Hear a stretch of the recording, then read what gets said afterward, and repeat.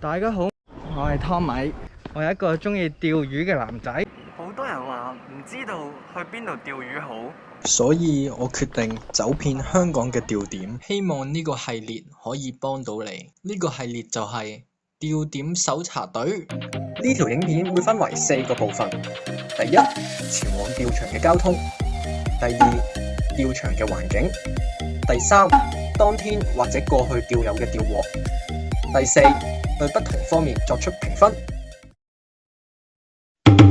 今日我要帶大家去大廟釣魚。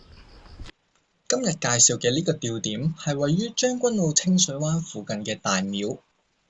呢一個釣點比起上一個釣點佛堂洲更加安全，而且容易去。喺呢一個地方，你可以石駁釣魚、碼頭釣魚、沙灘頭釣，甚至乎機釣。咁到底點樣去？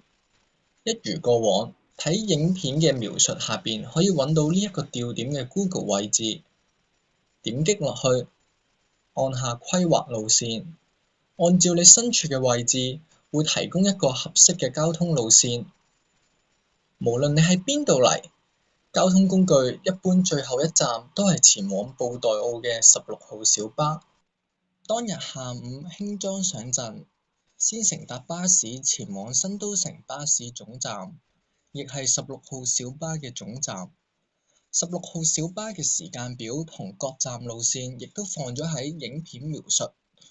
一般嚟講，半小時一班車，所以自己預計時間大約搭12或者搭半嘅時候，預先去排隊就唔需要等咁耐啦。喺呢個時候，呢班車都幾多人，因為依家大家都鍾意假日出去郊遊。總站上車嘅好處就係可以確保有位，除咗乘搭交通工具，亦都可以自駕前往。喺釣點嘅位置亦都有位泊車，但係留意好可能會爆滿。上咗車之後，喺總站前一個站大廟落車。擔心唔識路嘅朋友，上車嘅時候可以向司機大哥講聲大廟落車，亦都可以睇住 Google 地圖，見到大澳門道呢個牌嘅路口，就代表我哋到達咗我哋要落車嘅地方啦。落咗車之後，轉入呢條路直行，見到高爾夫球會，喺佢嘅對面有一個牌寫住佛堂門天后廟，我哋只需要跟住箭嘴行。哇，窄啊！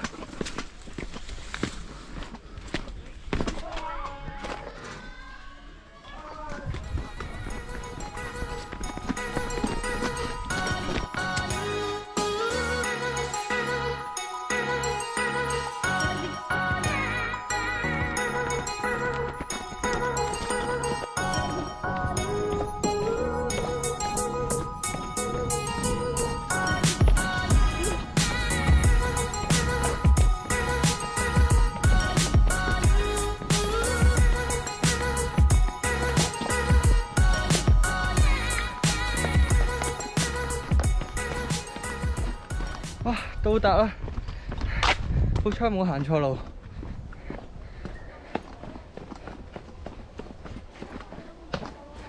而家睇下，係大廟啊！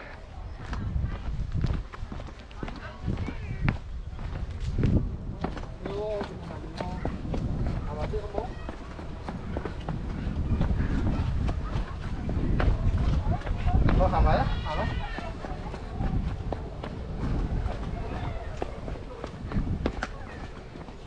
好多人啊，可能係今日係星期日嘅原因。哎呀，支竿跌咗添。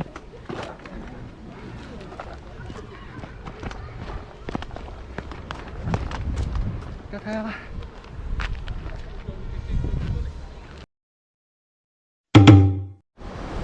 大家好，呢度呢係大概4點鐘嘅大廟。大家可以見到呢，呢度有個好長嘅碼頭，一望無際嘅。然後呢，沿住碼頭邊呢，我哋可以見到呢度係有一個石駁可以俾我哋釣魚啦。然後再過呢，就會有一個沙灘仔，跟住呢，再過呢，就係一啲基石堆。咁啊，大部分人都會喺呢個碼頭上邊釣魚嘅。咁事不宜遲，即刻開始！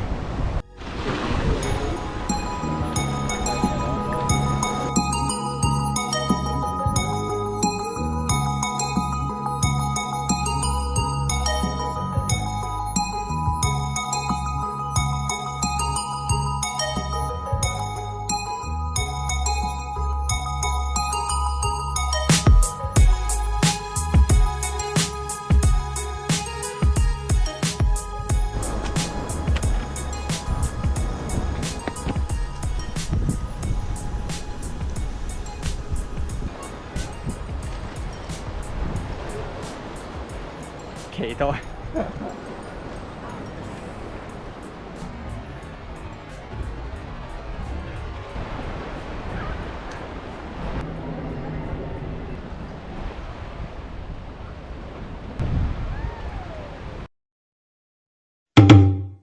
啱啱呢家人釣咗條魔鬼魚，大概咁大條。哇，好犀利啊！仔呢條係叫咩名啊？呢條白鬚公，似係咯，犀利！攞青蟲釣到嘅。我冇乜嘢。咦，今日釣到咩啊？雞泡雞泡同埋呢條，好靚喎！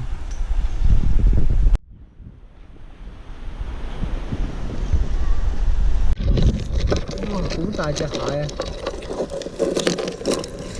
呢邊有隻蟹 BB，連埋一齊撈上嚟㗎，犀利！撈上嚟定釣到㗎？釣㗎。哇，犀利喎！兩個好犀利嘅年輕釣手。我哋叫佢咬手魚。嗰條叫咩？唔記得咗。嗰個冇毒㗎？冇毒㗎，冇毒㗎。真係冇毒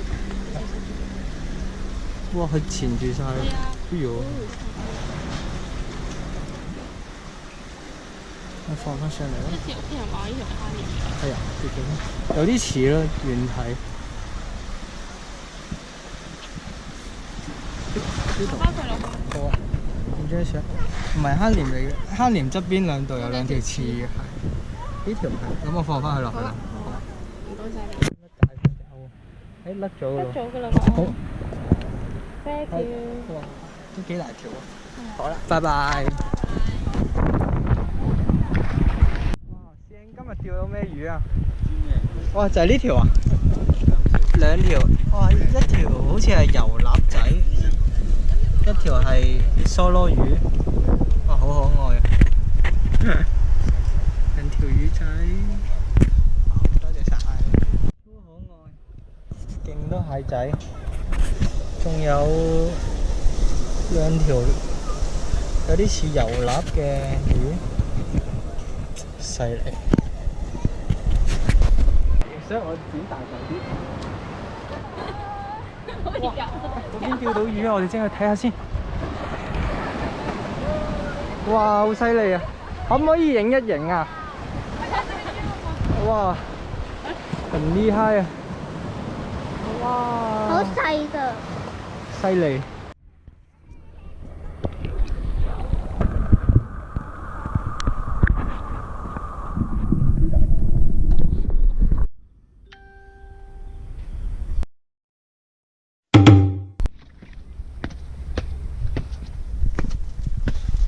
返去嘅路呢，就要上坡啦。呢個就係去大廟最辛苦嘅地方，要行返上去。可惜嘅太暗。原來呢條路呢，有一個古蹟喎，法定古蹟大廟灣黑石圓黑石啊，叫做喺南宋咸豐年甲戌年間啊，犀利！冇氣啦，下次再睇啦。